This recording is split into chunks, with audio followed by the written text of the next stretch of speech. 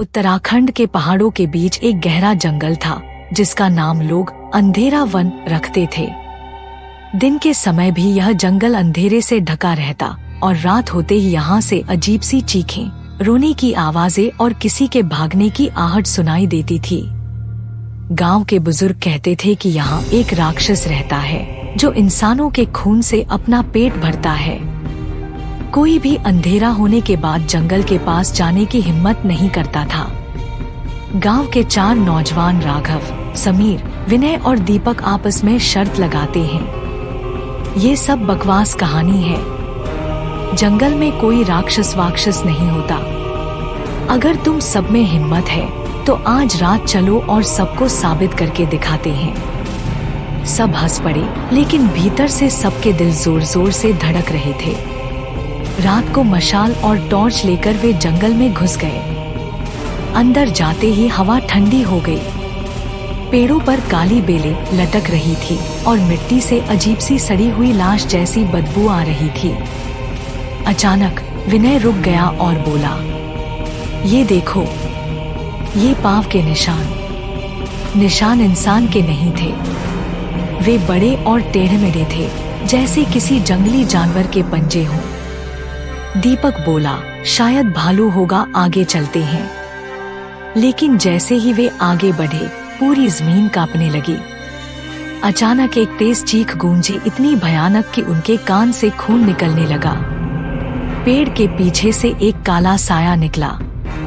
उसकी आंखें लाल आग की तरह जल रही थी, दांत बड़े और खून से लथपथ थे और उंगलियों के नाखून इतने लंबे कि एक पल में इंसान को चीर डालें। वह राक्षस जमीन को रेंगता हुआ उनकी तरफ बढ़ने लगा। सब भागने लगे, लेकिन राघव के पैर में बेल उलझ गई और वह जमीन पर गिर पड़ा। उसने चिल्लाकर कहा, मुझे बचाओ। राक्षस उस पर झपटा और एक ही पल में उसका सिर तोड़ डाला। राघव की चीख पूरे जंगल में गूंज उठी।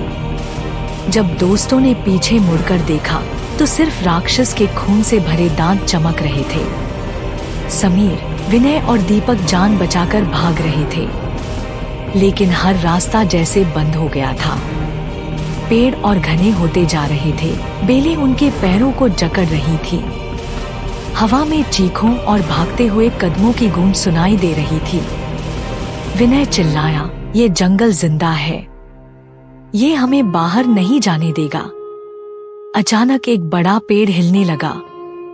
उसकी छाया से राक्षस ने सीधा विनय को पकड़ लिया। उसके नाखूनों से उसका सीना चीर डाला। खून का फव्वारा हवा में उछल गया और उसकी चीख अचानक खामोश हो गई। अब सिर्फ 2 दोस्त बचे थे। समीर और दीपक किसी तरह भागते भागते जंगल के अंदर बनी एक छोटी सी झोपड़ी तक पहुंच गए। अंदर अंधेरा था, लेकिन लगता था जैसे कोई पहले से वहां रहा हो। दीवार पर खुरचे हुए निशान थे। वह हमेशा भूखा रहता है, जंगल उसका है। उसी वक्त दरवाजा जोर जोर से हिलने लगा। राक्षस बाहर था। उसकी लाल आंखें झोपड़ी की दरारों से चमक रही थी। दरवाजा टूट गया और बस एक दर्दनाक चीख गूंजी। अगले दिन गांव वाले जंगल के किनारे पहुंचे, लेकिन उन नौजवानों का सिर्फ खून जमीन पर था। कोई लाश नहीं मिली। आज भी गांव के लोग कहते हैं, रात को अगर जंगल के पास से गुजरो तो तुम्हें डरावनी चीखें और लाल आंखें अंधेरे से घूरती हुई नजर आएंगी। और अगर तुम्हारी किस्मत खराब हुई तो राक्षस तुम्हें भी अपना शिकार बना लेगा।